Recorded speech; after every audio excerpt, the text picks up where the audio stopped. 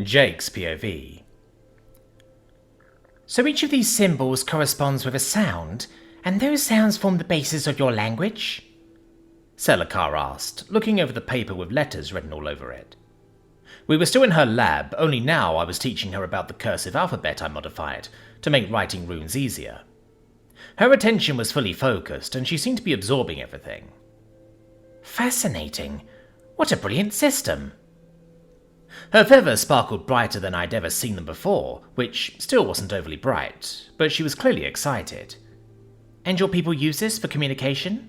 Yeah, well, not everyone, but in my country they do, I told her. Other countries use their own systems or multiple systems mashed together.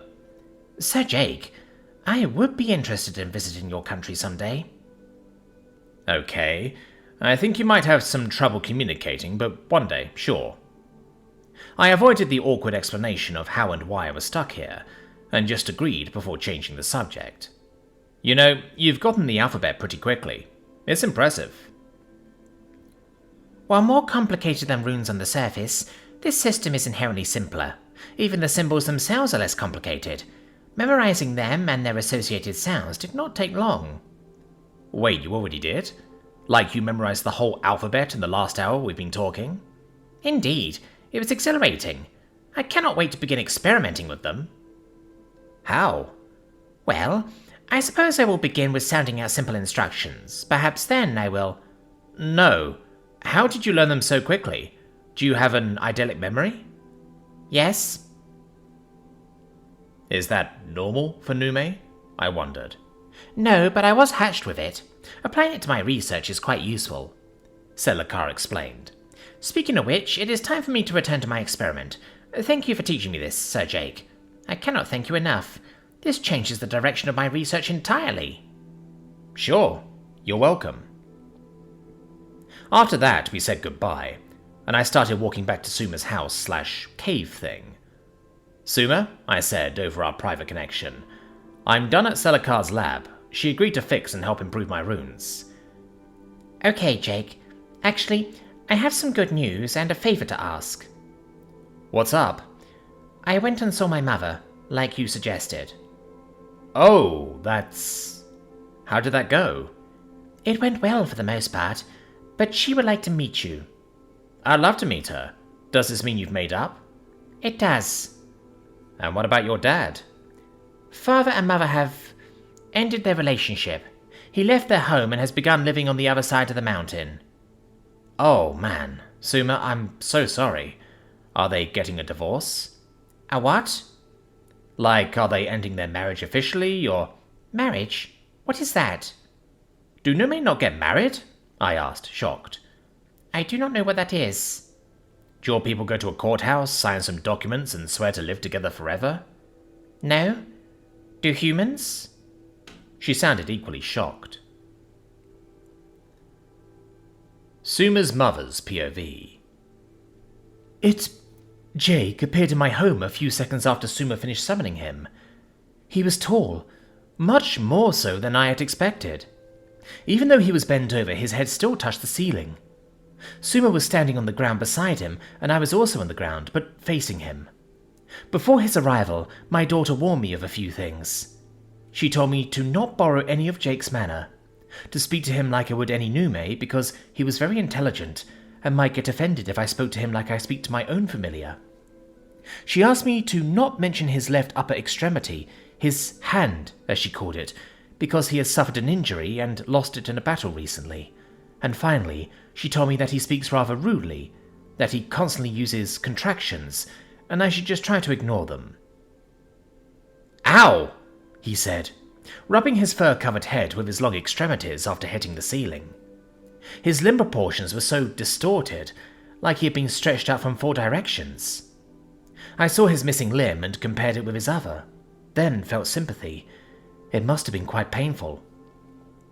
Jake, this is my mother. Mother, this is Jake. Suma introduced us. Her besmir shined erratically. She was never good at hiding her nervousness. I bowed respectfully to him, then righted myself. Greetings, Sir Jake. Oh, you can just call me Jake. You don't need to add Sir, he said. folding his long legs under himself and sitting down. "Well then, Jake, it is a pleasure to meet you," I said. "I'm glad we finally got the chance," he said. I heard no malice in his voice, but I was sure Suma had informed him of my previous opinions. "Yes, I would like to apologize for my shameful behavior and for taking so long to finally greet you." "It's fine. You were worried about Suma. In your place, I'd have probably done the same thing." Suma did not lie about his language. 4 contractions in half a minute. Wow. I thought to myself. Thank you for that, but I do not deserve it. I was wrong about you. You protected Suma while she was away, and you were there for her when her father and I were not. My debt to you is immeasurable. Please, don't worry about it. I was going to do that anyway. I'm just happy that you and Suma made amends. And I would like to extend my apologies for my role with what happened between you and your between you and Suma's father," he said, stuttering during the final part of his sentence. "Thank you, but it was not your fault. Ours was always an unusual relationship. It was bound to end eventually." Suma explained some of it to me. Things are different in my world. Breakups like this aren't rare, but they are uncommon, and always sad. "Have you experienced this yourself?" Suma told me that your ages were relatively the same, so I had assumed you also had not mated yet.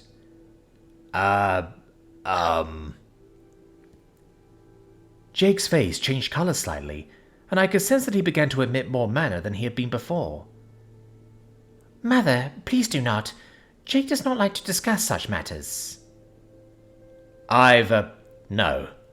I've never been in a serious long-term relationship. I mean, I've dated, but nothing serious. No kids yet." "Suma is the same, even though I have asked her multiple times to meet with my friend's son."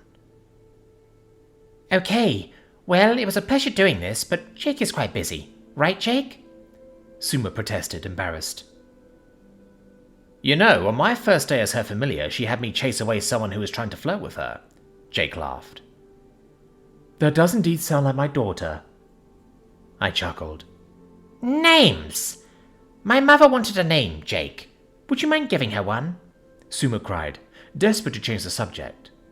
"Suma," I said, surprised at her rudeness. "You cannot just—" "No problem, I'd love to." What?